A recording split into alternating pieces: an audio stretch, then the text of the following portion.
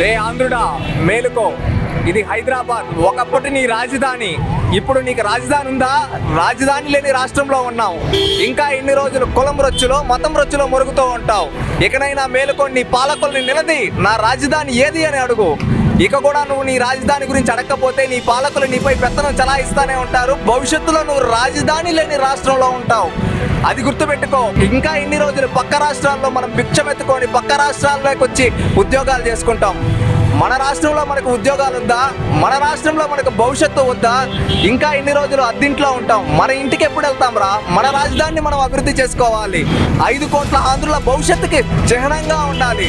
అలాంటి రాజధానిని మనం నిర్మించుకోవాలి. అలాంటిది నిర్మించుకోవాలంటే ముందు పాలకులను మార్చాలి. ఇకనైనా మారుస్తామని ఆశిస్తూ, లేదా మార్చును అంటే ఇంకా కులం రొచ్చులో మెరుగుతానంటే ఇంకా నీ జీవితాన్ని ఎవడూ మార్చలేడు. నీ తలరాతలు, నీ జీవితమే అంధకారం అయిపోతుంది. మేలుకోరా ఆంధ్రుడా.